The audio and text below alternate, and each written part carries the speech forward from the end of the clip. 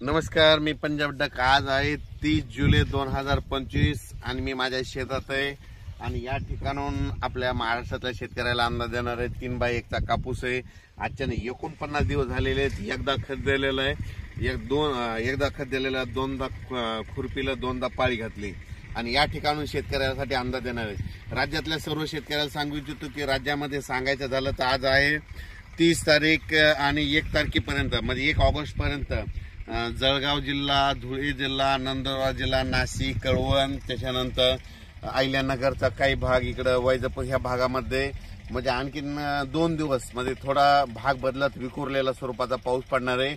म्हणून उत्तर महाराष्ट्रातल्या शेतकऱ्यांनी हा अंदाज लक्षात घ्या। खास करून म्हणजे आज 30 जुलैपासून ते 1 ऑगस्ट पर्यंत नंदुरबार, धुळे, कळवण, नाशिक, सटाणा, नंदुरबार, त्याच्यानंतर आपलं अहिल्यानगरचा काही भाग इकडला म्हणजे उत्तरेकडला, त्याच्यानंतर बुलढाणा जिल्हा, अकोला, परतवाडा ह्या पट्ट्यामध्ये एमपी बॉर्डरचा म्हणजे अमरावती ह्या पट्ट्यामध्ये आणखीन 2 दिवस मध्ये थोडं पावसाचं वातावरण राहणार आहे। सर्वदूर नाही पडणार पण भाग बदलत पडणार आहे, म्हणून हा अंदाज लक्षात घ्या। पण राज्यात सांगायचं झालं तर पूर्व विदर्भ आणि पश्चिम विदर्भ, त्याच्यानंतर आपण काय करू, मराठवाड्याकडू। मराठवाड्यामध्ये परभणी जिल्हा, हिंगोली जिल्हा, लातूर जिल्हा, नांदेड जिल्हा, वाशिम, त्याच्यानंतर बीड जिल्हा, धाराशिव जिल्हा, सोलापूर जिल्हा या भागामध्ये आणखीन आजच्या दिवस थोडं वातावरण राहणार आहे। मात्र 1 तारखेला मात्र मराठवाड्यात ठिकठिकाणी असं चांगलं 1 ऑगस्टला सूर्यदर्शन घडणार आहे, म्हणून हा अंदाज लक्षात घ्यायचा।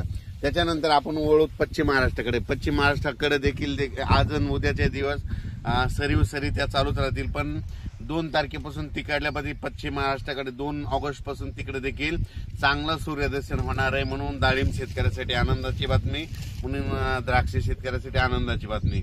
त्याच्यानंतर काय करायचं, आपण पूर्व आणि पश्चिम विदर्भ 6-5-11 जिल्ह्यामध्ये म्हणजे वर्धा, नागपूर, भंडारा, गोंदिया, चंद्रपूर, त्याच्यानंतर अकोला, यवतमाळ, बुलढाणा, अमरावती या भागामध्ये पूर्व आणि पश्चिम म्हणजे 6-5-11 जिल्ह्यामध्ये तिकडे आणखीन 1 तारखेपर्यंत थोडं ढगाळ वातावरण आणि तुरळक ठिकाणी पाऊस देखील असणार आहे।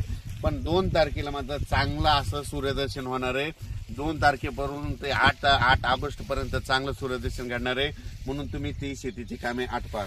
त्याच्यानंतर कोकण म्हणजे सांगायचं झालं तर सांगली, कोल्हापूर, सोलापूर, पुणे हे कोकण पट्टीचा पाऊस मात्र त्या सरी मात्र 10 मिनिटाच्या 5 मिनिटाच्या कोकणातल्या सरी चालू राहतील, म्हणून हे लक्षात घ्या। त्याच्यानंतर कर्नाटकमध्ये बेळगाव, निपाणी त्या भागात देखील म्हणजे सरी थोड्याफार येणार आहेत, म्हणून कर्नाटकच्या शेतकऱ्यांनी हे देखील अंदाज घ्यायचा। पण राज्यात परत तुम्हाला सांगू इच्छितो की आता परत 1 ऑगस्ट पासून ते 8 ऑगस्ट पर्यंत काय होणार आहे, चांगलं सूर्यदर्शन होणार आहे, पावसाचा जोर कमी होणार आहे। मग पाऊस नंतर राज्यात कधी येणं, शेतकऱ्याने कधी कामं करून घेतली तर शेतकऱ्याला सांगू इच्छितो की तुम्ही काय करा, 8 ऑगस्ट पर्यंत तुम्ही शेतीची कामे करा। पण 8 ऑगस्टला तुम्हाला सांगतो की पाऊस कोणत्या प्रकारे कोणत्या भागात येणार आहे। 8 ऑगस्टला तुम्हाला सांगतो कर्नाटकमध्ये बेळगाव जिल्हा, त्याच्यानंतर निपाणी तालुका, त्याच्यानंतर सोलापूर, सातारा, त्याच्यानंतर पुणे, त्याच्यानंतर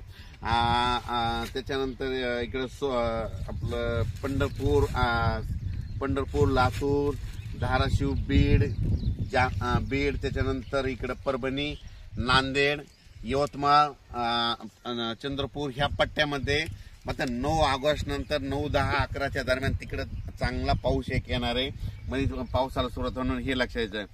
त्याच्यानंतर तो पाऊस परत काय होईल, वाढत देखील जाणार आहे, मग अंदाज लक्षात घ्या, त्याचा आपण नंतर अंदाज घेऊ।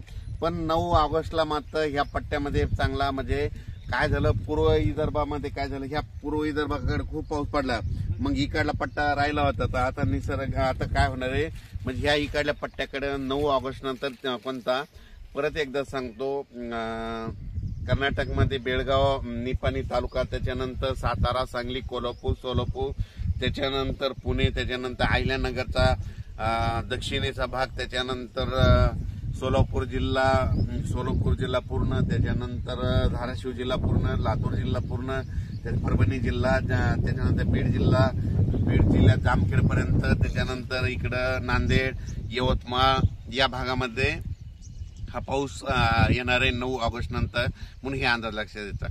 अचानक वातावरणात बदल झाला तर लगेच एक मेसेज दिला जाईल. पण राज्यात मात्र 1 तारखेपर्यंत थोडा विखुरलेल्या स्वरूपात पाऊस येणार आहे. म्हणजे एकदम असा मोठा पडणार नाही. अर्ध्या तासाचा, 1 घंट्याचा, म्हणजे 20 मिनिटाचा, 5 मिनिटाच्या अशा सरी मात्र आणखीन 2 दिवस वातावरण राहणार आहे. जालना जिल्ह्यात देखील आज देखील बऱ्याच ठिकाणी थोडा विखुरलेल्या स्वरूपाचा पाऊस पडणार आहे. संभाजीनगरकडे विखुरलेल्या स्वरूपाचा पाऊस पडणार आहे. अहिल्यानगरकडे विखुरलेल्या स्वरूपाचा आणखीन 1 ऑगस्ट पर्यंत पाऊस पडणार आहे. बुलढाणा जिल्ह्यामध्ये 1 ऑगस्ट पर्यंत विखुरलेल्या स्वरूपाचा पाऊस पडणार आहे. अकोला जिल्ह्यात विखुरलेल्या स्वरूपाचा पाऊस पडणार आहे. अमरावतीमध्ये 1 ऑगस्ट पर्यंत राहणार आहे. त्याच्या हा अंदाज सगळ्यांनी लक्षात घ्यायचा. पण राज्यात मात्र 2 तारखेमध्ये 2 ऑगस्ट पासून चांगला असं सूर्यदर्शन दिसेल. म्हणजे चांगला असं सूर्यदर्शन होणार आहे. आणि सध्या शेतकऱ्यांना सूर्यदर्शनाची गरज आहे, म्हणून हा अंदाज खास करून माझ्या शेतातून दिलेला आहे. परत उद्या एक अंदाज दिलेला जाईल. अचानक वातावरणात बदल झाला तर लगेच एक मेसेज दिला जाईल. धन्यवाद.